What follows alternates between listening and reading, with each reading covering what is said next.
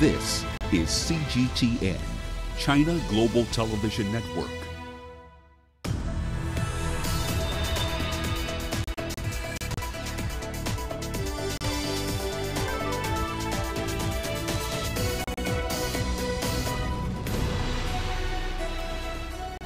Hello there, welcome to this edition of Global Business Africa. In the course of the hour, we'll run through all the business news stories you need to know about from right across the markets, from right across the continent rather. Let's start with the markets here for you. Some interesting developments across the board here. The EGX30 is still our best performer so far in the year. The NSE 20 today down about 0.7%. You would have expected a bit of a pop coming through on the Barclays results, which we'll cover in a moment. But the market was rather tepid about it. Just again of about 0.8% on that particular stock. It's trading at about 11 or 12 US cents per share. We'll figure out why a little later on in the bulletin. Here's what's coming up tonight. More airlines ground their fleets of the Boeing 737 MAX as investigations continue into the Ethiopia plane crash. Zimbabwe central bank governor hinted a further devaluation of the RTGS dollar. And we'll look at an all-female run centre that's given women in Somalia a leg into entrepreneurship. All right, then let's start with news just in, though. In North Africa, Algeria has postponed its elections after the incumbent, President Abdelaziz Bouteflika, pulled out of the race. Let me take that once again. News just in from Algeria.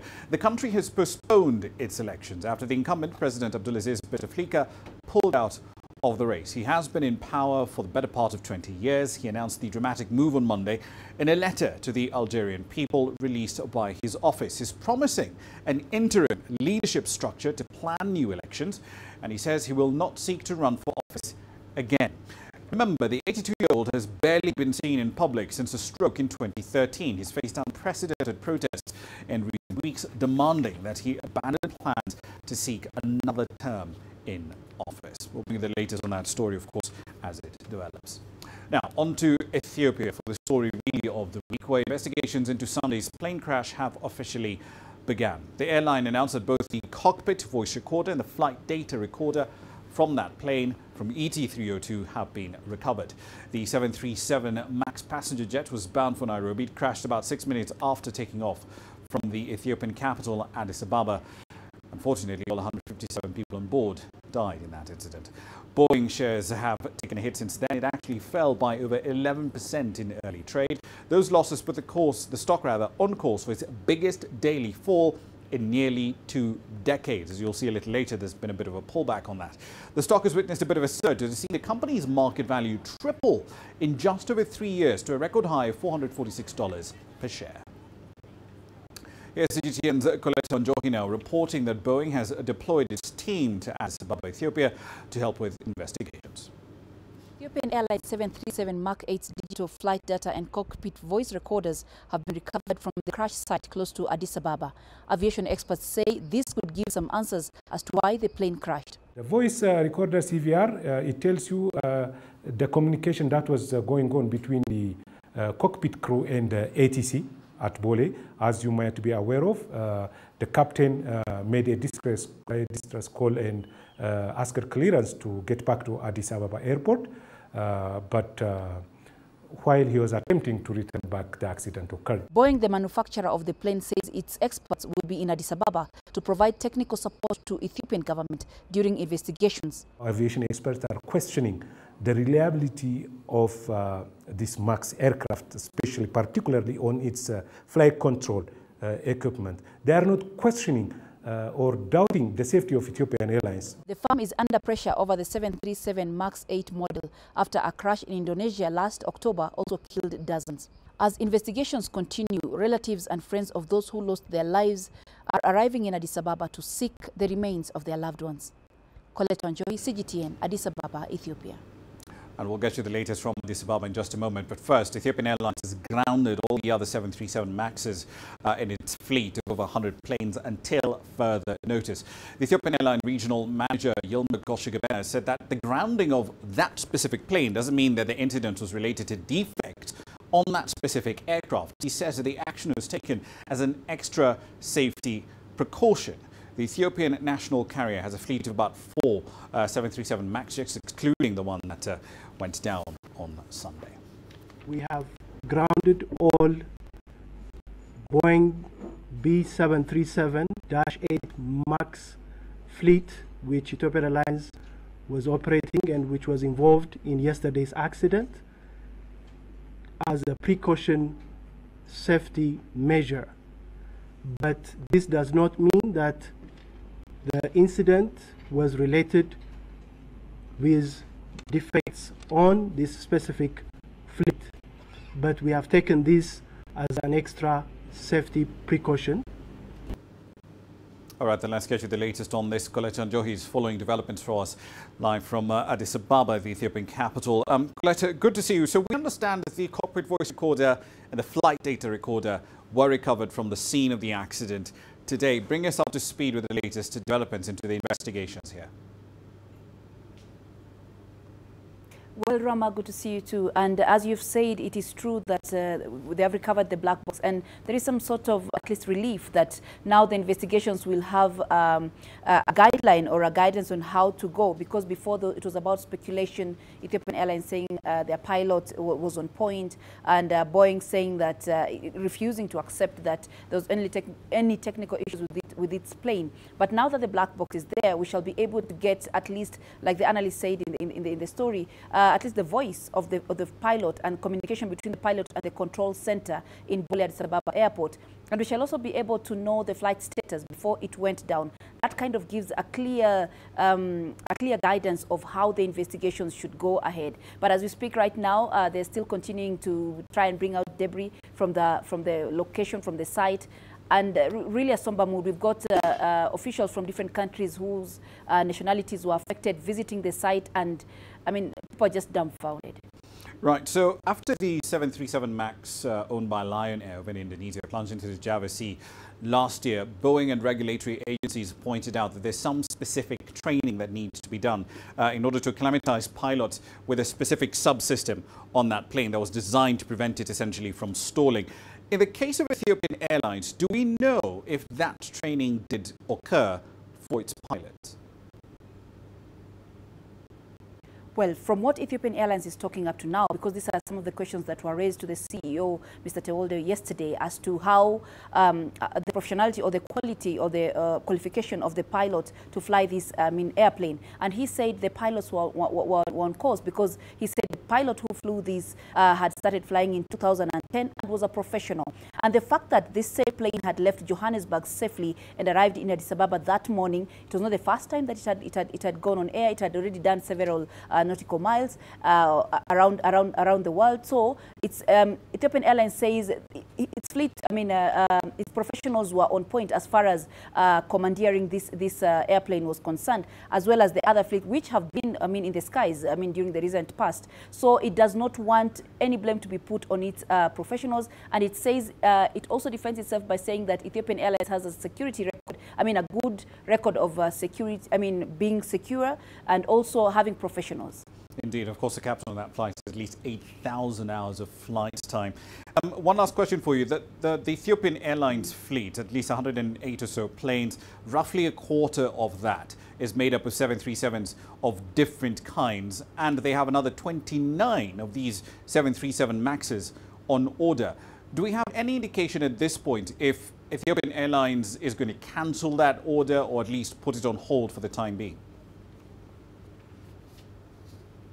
Well, the airlines does not want to pronounce itself on that, and does not also want to believe that, because, they've spent a lot of money. A lot of money has been taken in loans so that they can acquire this fleet. And they're only hoping that the situation cannot be as bad as, forcing them to return their fleet. And because they really made a lot of, it's one of the airlines that can really, pride itself in having the latest aircraft. 737 MAX is one of the latest aircrafts, and with good technology at that. And aviation experts will tell you that. But Ethiopian Airlines does not want to say it would reach that point. It hopes that with the Boeing experts being in town to assist them, giving them technical support during the investigations, it hopes that it will not get to that, because that means it goes into another international negotiations between Boeing and the client, in this case, Ethiopian Airlines. It does not want to get to that. However, if you look at the other side of the coin, if Ethiopian Airlines says that its pilots were on point, then that means the other blame would be on the technical issues of the Boeing. But it also does not want to suffer, because it will suffer losses by just grounding this fleet. I mean, five airplanes. You can imagine then it has to subsidize that or complement that with other, remove other airplanes from other routes just to, to put in effort where these planes were. So it does not want to start thinking about that. However, I think at some point, this is something that the airlines has to really accept might be an issue. But I think already its risk committees also thinking about this. Indeed, we'll have to wait and see how this does play out once investigation data does come out. Thank you for that. That's Coletta Njohi live in Addis Ababa. Now, away from the technical issues around the crash, more information on those who died, all 157 individuals in that plane, is now emerging as families and loved ones around the world try to come to terms with this tragedy. Here's CGTN's Ramah Nyang with a picture, the profile of those who died. A minute's silence at the UN Environmental Assembly in Nairobi, honouring those who lost their lives on Flight 302 on Sunday, among them 19 United Nations staff members.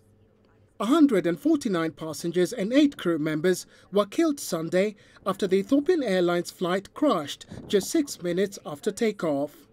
In total, there were 35 nationalities on board. The highest number of casualties, 32 from Kenya. Out of the 32 passengers who were on board, the teams have managed to reach out and talk to 25 families. And as investigations begin in earnest to determine what caused the plane to crash, we're now beginning to get more information about the victims of Flight ET-302. Like Cedric Asiavuga, a third-year law student at Georgetown University, who was on his way home to Nairobi after the death of his fiancée's mother. His colleagues describe him as a man with a big heart. It's a great resource for us, and it was amazing too because he was actually going to school for law, and he still made time for us to talk to us, so it was really inspiring. Another victim was Nigerian-born scholar and author Pius Adesanmi, a director at Carleton University Institute of African Studies at the Ottawa University, who was among 18 Canadians killed in the crash. The university's vice-chancellor described him as a towering figure in African and post-colonial scholarship, and his sudden loss is a tragedy. China lost 8 citizens in the tragedy, among them 32-year-old Xi Yetao. His employer, Aviation Industry Corporation of China, said Jin had been stationed in South Sudan for 4 years and promoted the Belt and Road Initiative in Africa. In Western Kenya, the family of one of the victims, Isabella Jaboma, described her as a loving daughter. Because Bella was a disciplined girl. She had a free heart. She was a loving girl, and she was a very bright girl. And with the black boxes of the ill-fated flight now recovered, investigators will be trying to piece together the last moments of Flight 302 and her 157 crew and passengers. Bobat Nagila, CGTN, Nairobi, Kenya. China's aviation regulator has ordered Chinese carriers to ground all the 737 MAX aircraft. That's essentially in the wake of the deadly crash of the 737 MAX operated by Ethiopian Airlines. The Civil Aviation Administration of China said it would notify airlines when they could resume flying the jets after consulting with both Boeing and the U.S. Federal Aviation Administration, the FAA. Now, the CAAC said the order is in line with this principle of zero tolerance for safety hazards. Many Chinese flights slated to fly on the 737 MAX on Monday instead were switched to use the much older 737-800 models after the order was issued. Officials said that the Chinese airlines have about 96 737 MAX jets in service. Indonesia has also grounded its entire 737 fleet operating in the country for mandatory inspection.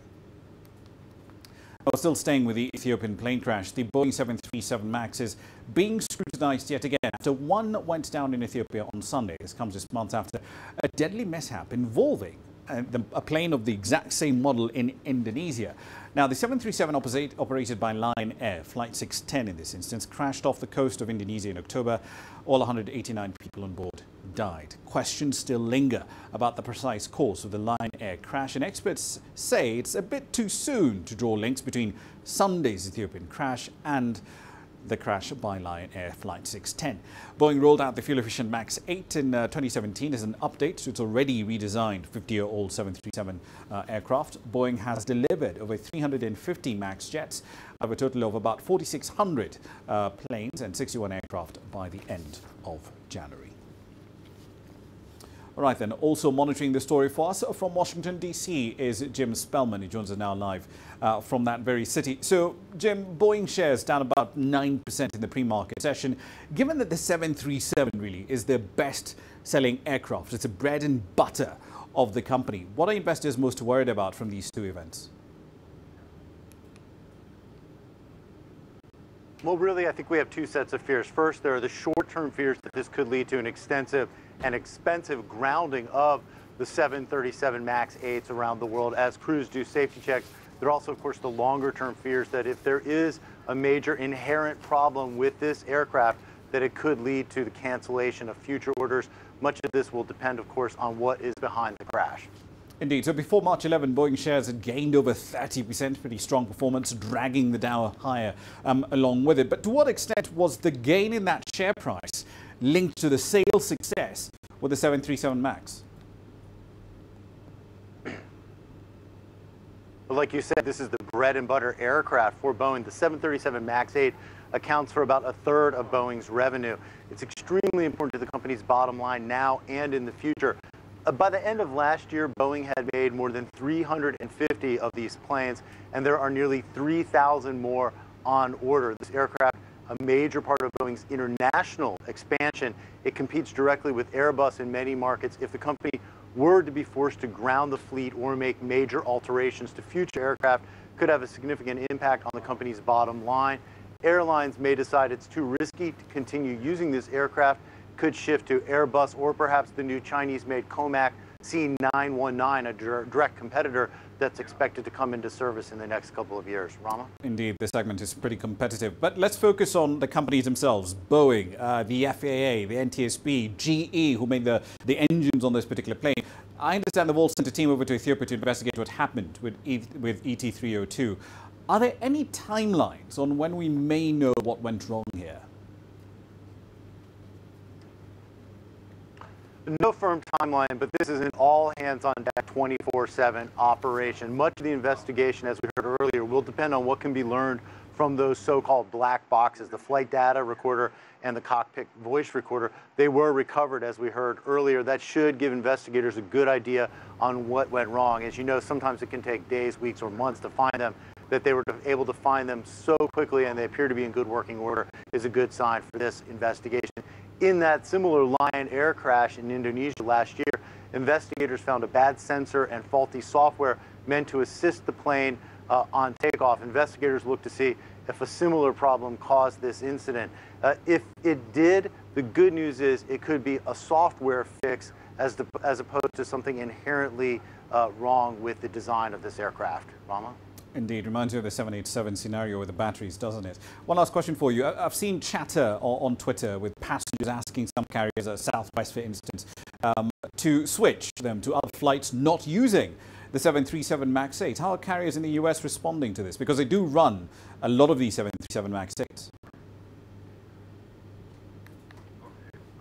Yeah, so I was in contact earlier today with Southwest Airlines. They operate 34 of these planes, and they have about another 250 on order. They will continue to monitor the investigation really on an hourly basis, but they at this point are not planning to ground their fleet. They say that, quote, "We remain confident in the safety and airworthiness of our entire fleet.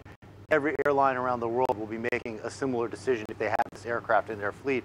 Taking dozens of planes out of commission will be costly, of course, for any airline, but there are growing calls from experts to ground these planes at least until the cause of this crash is known." On social media, we're seeing many flyers expressing their worry, checking to see what aircraft will be used in their upcoming flights. This will no doubt put pressure on airlines to do more to, at a minimum, reassure their passengers that their flight will be safe. Ramah. Indeed. Of course, in the course of the day, we've seen just that happening on Twitter in South Africa. Comair has decided to ground its flight. They're initially saying they're going to keep the 737s in the air. And of course, Royal Air Maroc is also taking its 737 MAXs right out of commission. That was Jim Spellman there live in Washington. Quick run out through some corporate headlines. Right, then let's start with the banking sector. ABSA over in South Africa, it's considering entering the Ethiopian market, as in hopes that the Prime Minister, Abiy Ahmed Ali, will liberalise the country's antiquated and state-dominated banking sector. Entering the Ethiopian market, while not imminent, is a part of the long-term strategy that ABSA laid out after it split from Britain's Barclays back in 2017. Now, the bank had already highlighted Nigeria as a key market for future growth, as well as Angola and Egypt. Still in South Africa, Old Mutual has posted a 12% decline in adjusted full-year earnings. The company also announced a $138 million stock buyback program in a bid to placate shareholders, if you will. This comes after an almost one-third drop in its share price since it listed at the JSE in June 2018. The drop has mostly been attributed to the country's rather sluggish economy.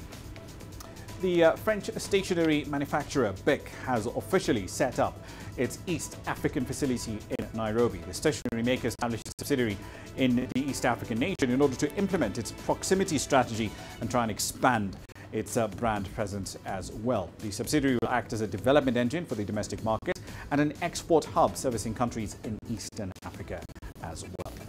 And finally, a Tokyo court has rejected ousted Nissan chairman Carlos Ghosn's request to attend a board meeting this week. That meeting is expected to discuss whether to approve a joint board meeting structure with Renault and Mitsubishi, an alliance that Ghosn has spent the last 2 decades, actually a bit more than that, building up. Now, Ghosn was released on a $9 million bail. He still faces charges of underreporting his income at Nissan by some $82 million US. That's a run through your company headlines.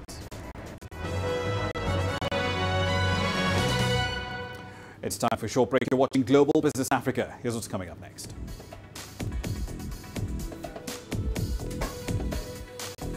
Zimbabwe's central bank governor hints at further devaluation of the local unit. And we look at the 2018 full-year performance of the Kenyan subsidiary of ABSA. The world economy as we know it is about to change. Global business reports highlight emerging markets, developing countries, and dynamic sectors worldwide. We feature top analysts and newsmakers to provide perspectives on every facet of business. From an on-the-ground perspective, we provide you with balanced and objective assessments. Fast, sharp, and insightful. Global Business. Only on CGTN. Africa is the nexus of enterprise, and Global Business will tell you why it matters. From the mega investment projects to multi-billion-dollar mergers and acquisitions. Africa today collects, just in terms of revenues from taxes alone, $545 billion a year. If you take 10% of that and you devote it to the energy sector, problem solved. All this on Global Business, weekdays at this time on CGTN.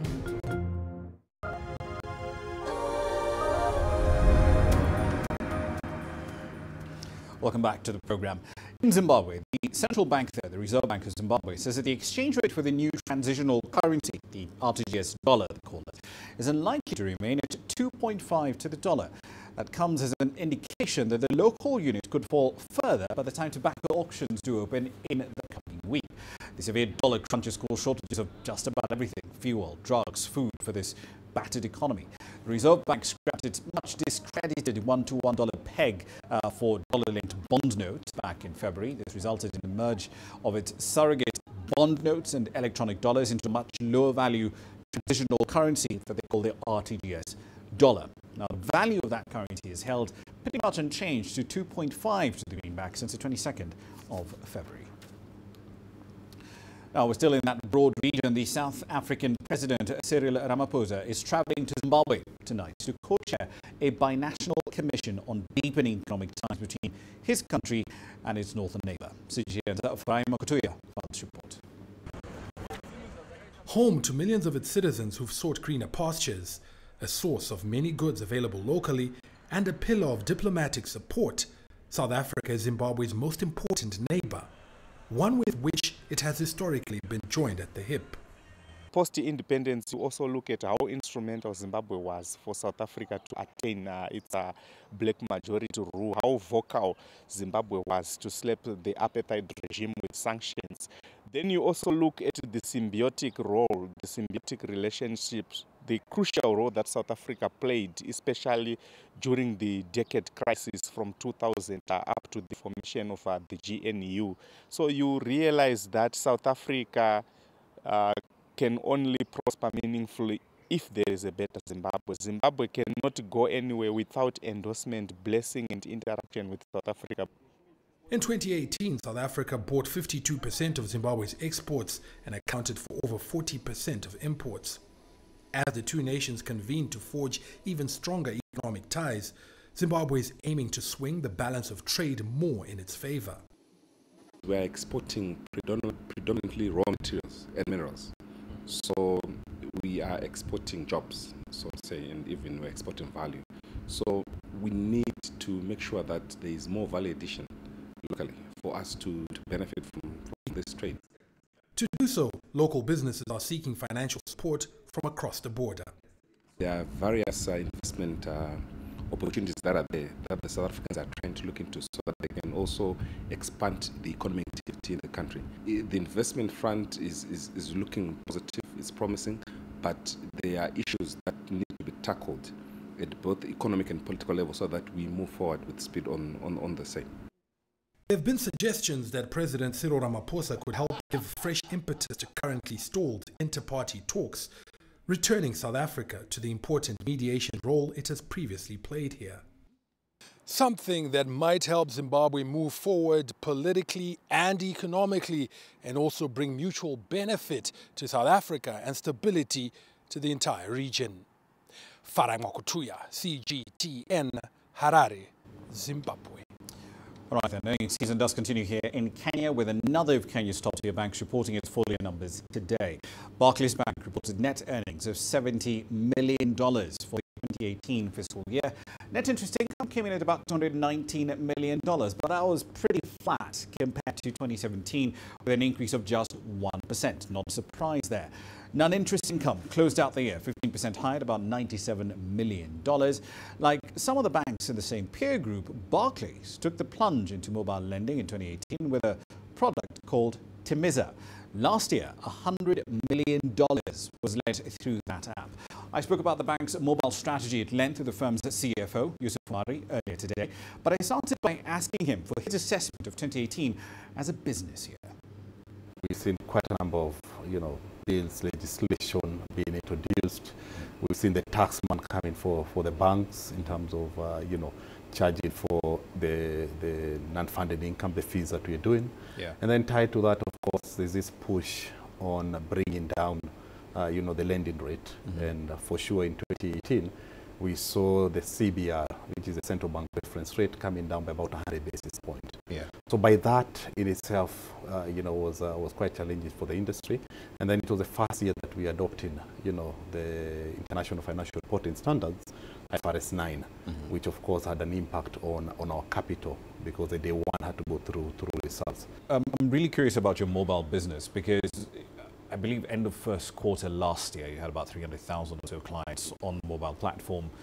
But by the end of the year, 3 million people, 10 billion shillings lent out. That's about $100 or so million, give or take. Why in the first place did Barclays decide to move into that space? Because that's more fintech than, traditional bread and butter banking. Yeah. One reason is simply because it's an area that, in the past we used to get challenged in terms of having to service that sector profitably, and profitably means basically efficiently. So for us to be able to get into that, it meant significant investments. So if you think about Timiza, it's purely an investment. It's, call it, a digital bank. And once you have a digital bank, these customers, the 3 million customers, they don't have to come to your branches.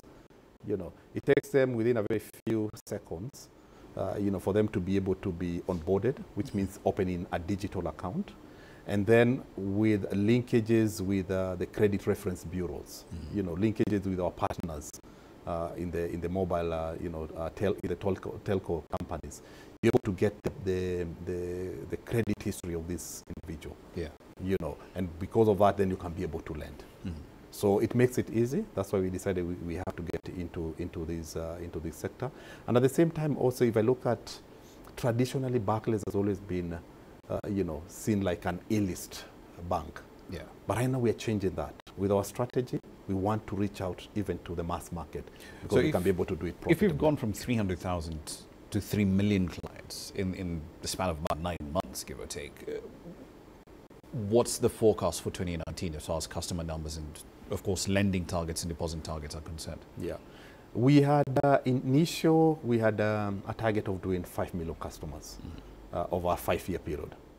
So clearly that is it's changing. We are pressing that one out of the water. We are pressing reset because we've done 3 million customers in 1 year. So our ambition, we will try. We want to see whether we can be able to hit that 5 million mark this year, which basically means we are 3 years ahead of your of your strategic targets that you had put. But then, of course, that market is quite huge. It could go all the way to 20 million customers. But for this point in time, we are looking to try and see whether we can hit the 5 million. Looking forward, though, because there's a lot of players not directly competing with you in the sense that they're traditional banks, but you've got very different players in that space. You've got on one end the Safaricoms of this world with mobile money offerings, and that, of course, comes in tied in with savings products and lending products from your competitors like CBA. But on the other end of the equation, you also have these tiny fintech startups, your branches, your talents, and so on and so forth. If you're playing within this space, what is it that makes a traditional bank a better option, or rather a strong competitor within that spectrum of products? Yeah, I think the key differentiator, which we are already running with that, is to make sure that you're not making these digital banking, like a one service to the customers. So it's not just about giving loans. We want to introduce quite a number of other products in there. There's some which we've already done. So in terms of it becoming, a channel for attracting deposits, we can be able to do that, or we are already doing that. We are now starting to sell insurance using the same platform. If you think about the penetration of insurance in this country, it's very, very low. So we see other opportunities, coming through that. All right, then, you're watching Global Business Africa. It's about 18:30 GMT. Time for another break. Here's what's coming up next.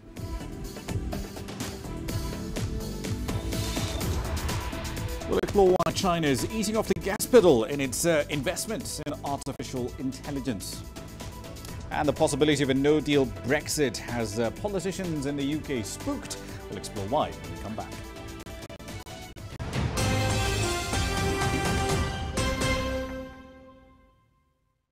Business in Africa is at a crossroads.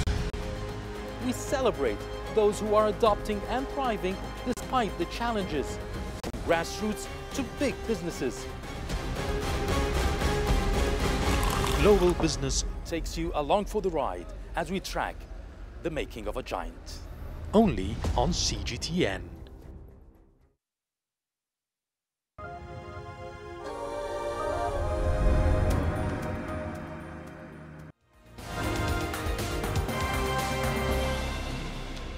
All right, then a quick run through the stories making your headlines at this hour, starting in Algeria.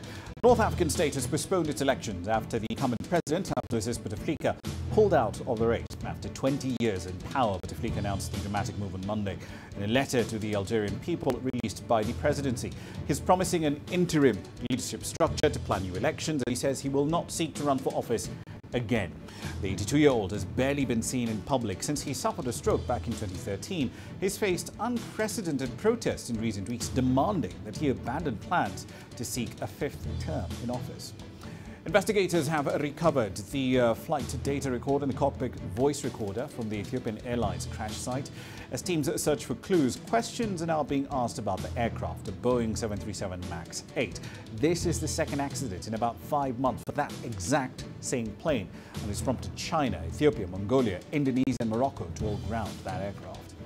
The South African President, Cyril Ramaphosa, has travelled to Zimbabwe to co-chair a binational commission on deepening economic ties between his country and its northern neighbour. South Africa is Zimbabwe's most important neighbour in several respects. And 3 Egyptian military officers have been killed during the country's latest counter-terror operations. A statement from the armed forces has also confirmed the death of 46 militants. In that same campaign, Egypt is still in a state of emergency as its war on terror extends for the 6th year running. That's a run through your headlines.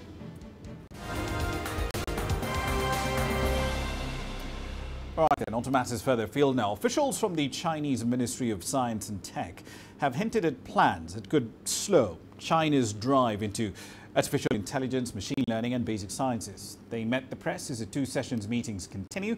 Here's Xie Cheng with the details.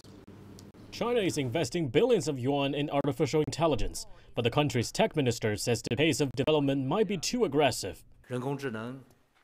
China's AI development is ahead of moral and legal progression in this country and in the world. Technology is a double-sided sword that could bring both benefit and risks. That's why when turning new technologies into material applications, there will be uncertain consequences. That requires tech professionals to have strong senses of responsibility and morality. Among all the investments going into R&D in China, only 5% goes to long-term fundamental science research. That's only a third of that in the U.S.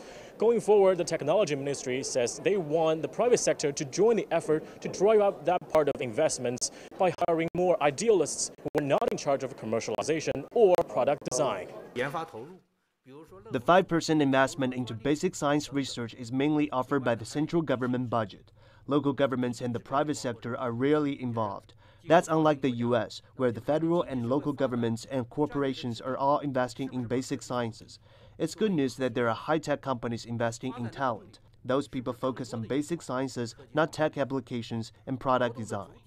China is the world's 17th most inventive country. That's according to the Global Innovation Index in 2018. China wants to be in the top 15 on that list by 2020. But just that 2-place advancement will require an across-the-board progression in China's research ethics, academic practices, and better development for young scientists. Xia Cheng, CGTN, Beijing. On to Brexit now. The UK Parliament holds yet another string of critical votes this week, in a matter of hours, in fact. The outcome could potentially alter the path of British history. Our correspondent Richard Bestick explains what you should expect in the next 72 hours. After nearly 3 years since Britain voted to leave the European Union, the world's biggest and wealthiest trading bloc, time has finally run out. A little over 2 weeks before Brexit Day itself, and it's make your mind up time for members of Parliament here. UK Prime Minister Theresa May's defiant Brexit means Brexit and no deal is better than a bad deal, all a distant memory, as over the next couple of days Parliament votes on her deal, no deal, or extending Brexit for a so far indeterminate period of time. What May's critics call the chance to kick cans down a new run of road.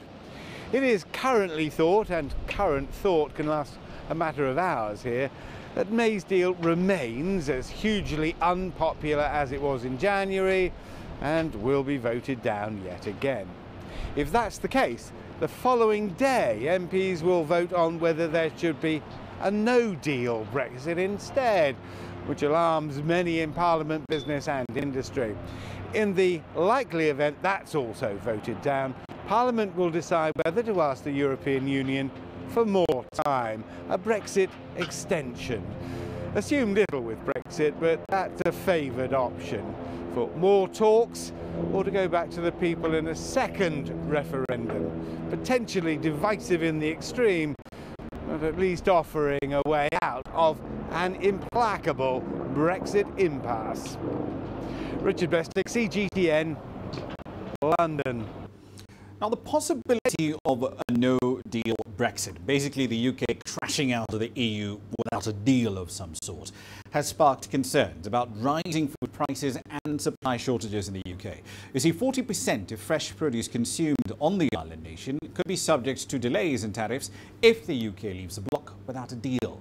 CGTN's Juliet Mann finds out how savvy shoppers are preparing.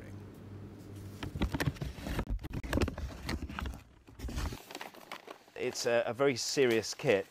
There's something to sow or harvest every month of the year, and we've sold over 500 of them in just a few weeks. This Brexit survival kit has become an unexpected hit for one London-based seed seller who says demand at his store has increased. As a whole, the EU supplies us with a lot of fresh vegetables, and of course you can't stockpile fresh vegetables, just like you can't stockpile insulin and some other medicines. And so this is why people are wanting to stockpile, and this is why people definitely are wanting to grow their own, so they have an uninterrupted supply of fresh vegetables for their families. The UK only produces half of what it eats, and much of what it imports comes from the European Union. So we've got varieties here from Verona. This is a cauliflower from Iesi, which is in the middle of Italy, from Rome, Macerata. After Brexit, the flow of goods could be hampered by border checks, delays in transit and additional tariffs. There are plenty of British-made staples, from flour and oats to salt and pepper, but it's those everyday foods that we've got a taste for that come from the EU that might be harder to find and more expensive. Items like olive oil, tomato puree, tinned fish, sausages, rice, sparkling wine, specialty peppers, regional cheese, salami, pasta. Helena is part of a growing online community sharing stockpiling tips. This pantry is her Brexit backup. I've been preparing for Brexit by buying extras of all the things that I normally consume. I prepped for about 3 months worth of human food and I prepped for about a year worth of dog food. We're the world's 6th largest economy. We shouldn't have to do this in the first place. The Government Department for Food is working with manufacturers and producers to limit potential disruption to the food chain. Stockpiling, they say, that's up to you. We've got plenty of food here. We grow food here, you know, we're fine. Everybody stockpiles then. There's nothing in the shops. I mean, what's the point in stockpiling? I would like to buy more food and stock in my cupboard. I'm not going to panic. But a recent grocery survey says 1 in 10 shoppers is storing food for Brexit.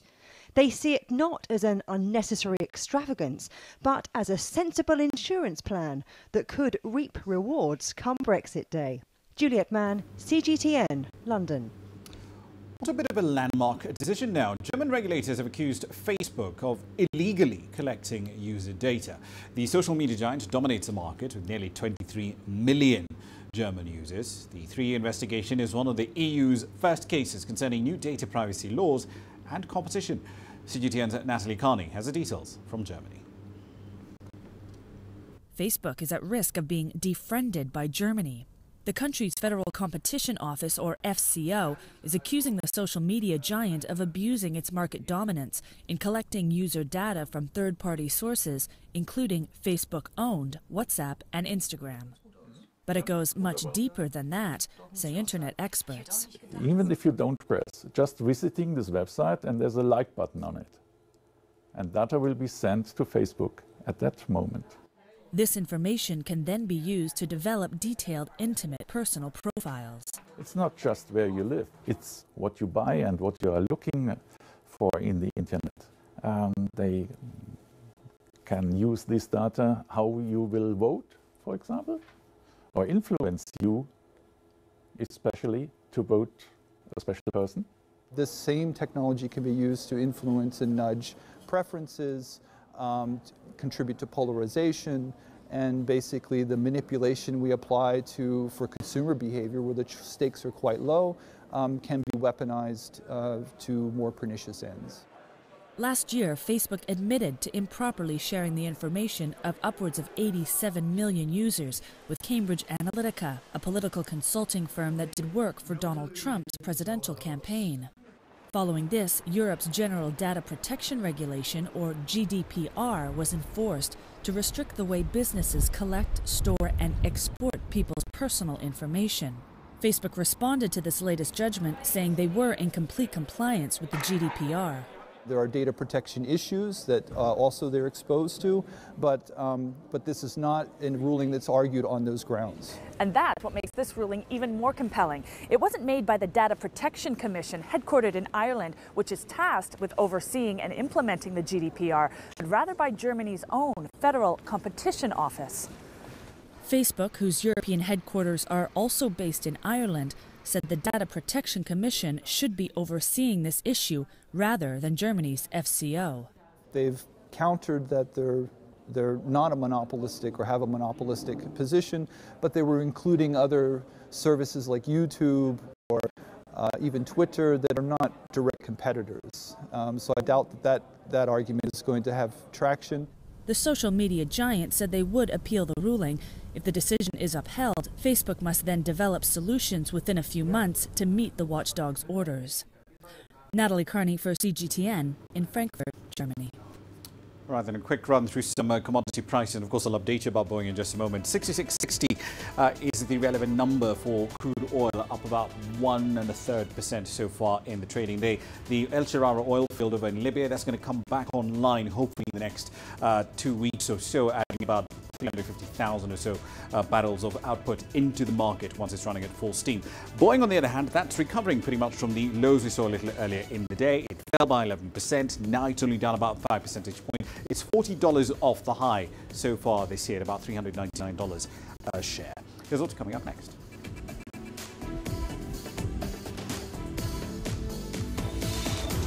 We'll take you to an all-female run centre that's giving women in Somalia a foot in the door on entrepreneurship.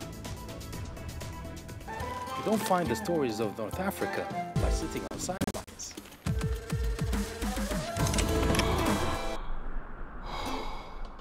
No one else will take you where we can in North Africa. And no one else will show you what it's all about. CGTN. See the difference.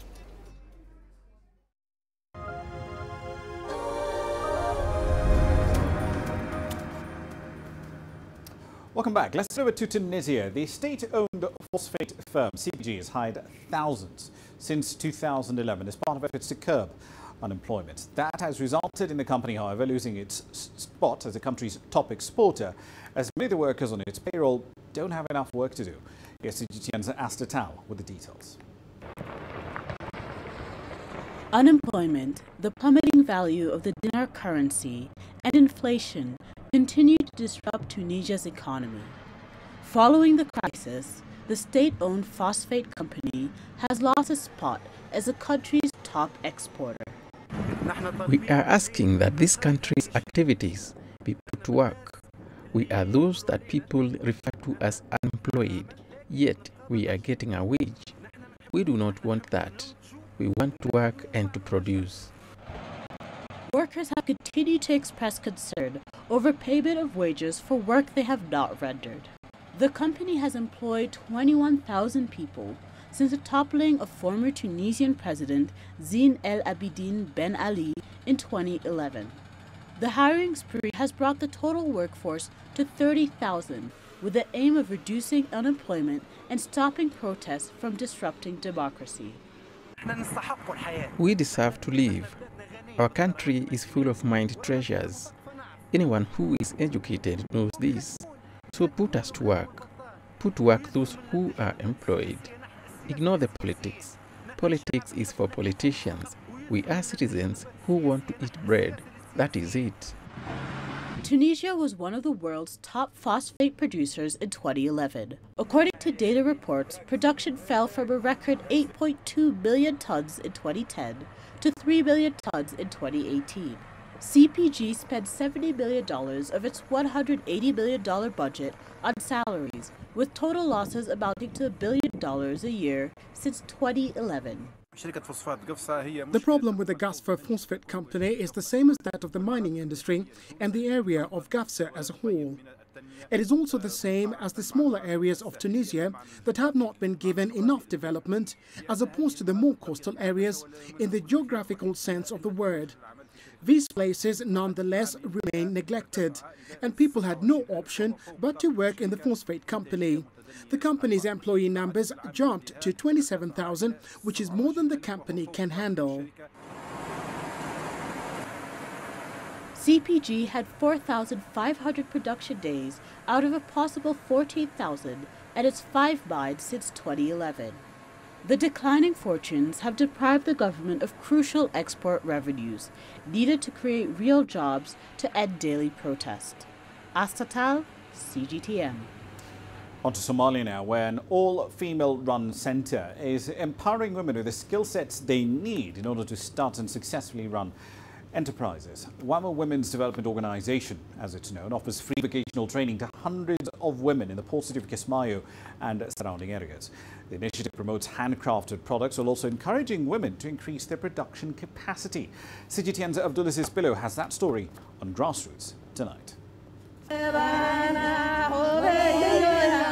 These women are singing while weaving mats and baskets at this women's center in southern Somalia.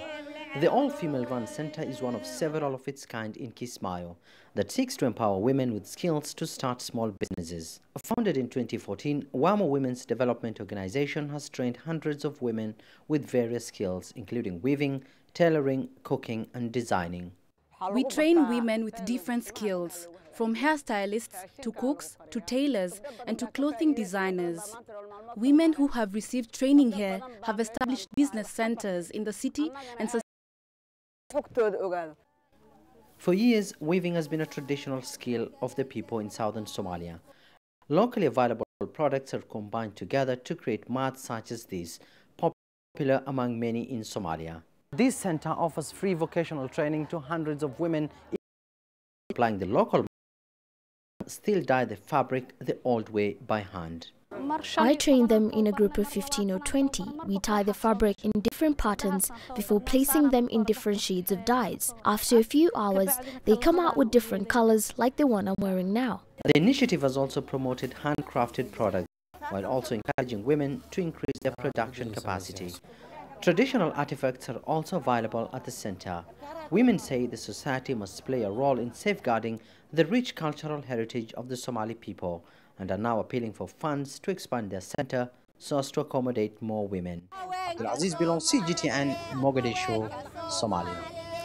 From the Horn of Africa, let's take you to West Africa, specifically to Abidjan in Côte d'Ivoire, where the first edition of the Ceremony of Distinction and Celebration of Excellence has wrapped up. The celebration is dedicated to the country's private and public companies, specifically targeting to promote a lot more entrepreneurship. Here's CGTN's Terry Wangare with the details. More than 25 distinctions were awarded to the best Ivorian business operators. Good work, performance and innovation were the award criteria for these companies. Ultimately, it was LC Production, a construction company, and We Fly Agri, an agricultural firm, who received the Startup of the Year award. The award that we received tonight celebrates women. It is a tribute to them as they are only women in our company. We tell women that they must fight to always be ready to seize opportunities and develop everything they want to do. The prize simply rewards years of work, the work of 25 young Africans. Before, when you had a plantation somewhere in Côte d'Ivoire and you did not have the time to go there, you were robbed. Today, no matter where you are in the world, in just a few clicks, from your phone, your tablet, or your computer, you can see your plantation and manage it. The Chief Commissioner of the event said it aims at developing a more competitive private sector and a conducive environment to private investment. We do not pretend to evaluate companies in Côte d'Ivoire and say who is best and who is worst. But the spirit of the awards is to ensure that healthy competition allows the country's economic and social development. According to the organizers, initiatives such as the corporate awards should enable the government of Côte d'Ivoire to achieve the country's economic ambitions by 2025. Terry Wangari, CGTN. Now, the Black Business Council is one of several business groupings operating in South Africa. It's just emerged from its annual summit and it's set out its key goals for the next 12 months. CGTN's Angela Coppola explains what they are. Black economic empowerment is the key motivator for the summit, which saw the country's president and leaders from the major opposition parties present. Essentially, black business wants a bigger share of the economy, an economy that is evolving, that is transforming, that is embracing the best methods that the world is unleashing. They just want a bigger share of it. Delegates and speakers identified the need for fast-tracking the creation of a black-owned and controlled bank.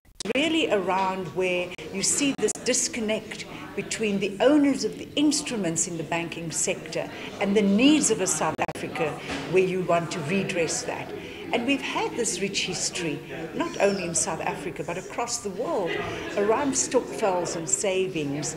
And we've always said therein lies the opportunity to create products that talk to the needs of an ordinary South African. One of the key concerns is that black business doesn't get its fair share of the country's pension funds assets. Currently, black fund managers get roughly 4% of those investments. So we want these monies to be sitting in black asset managers because it enables access, it enables for democratization of the flow of capital to where it's needed the most to be able to actually realize returns. Still realize returns and also facilitate and advocate for the developmental agenda. The business grouping is unapologetic about its demands. It wants to be a big player in this market. I'm Angelo Coppola for CGTN in Johannesburg, South Africa. Right, then a quick run through the currencies here for you. So the Kenyan shilling still around the 99 to the dollar level. One major reason for that is that there's quite a bit of exports revenues flowing in from one key sector. Kenya, remember, is a big single exporter of black tea on the planet, and the export volumes have actually rocketed by about 50% in the month of January compared to January 2018. You're looking at about 47.9 million kilos flowing out into the market compared to about 31 or so in the same month in 2018. Prices are slightly lower at about $2.30 a kilogram compared to $2.26, but still, nonetheless, some fairly interesting numbers, and that partially explains the support we're seeing for the local unit. That's it for this edition of Global Business Africa. As always, we'd like to hear your thoughts on everything you've seen here before, or rather in the last 60 minutes, as it were. Several ways of getting your thoughts back to us, all of them on your screens right now. And of course, if you're watching this online, sound off in the comments below. I'm Ramah Nyang in the Kenyan capital, Nairobi. Thank you for your company in the last 60 minutes. The World Today is up next from Washington, D.C.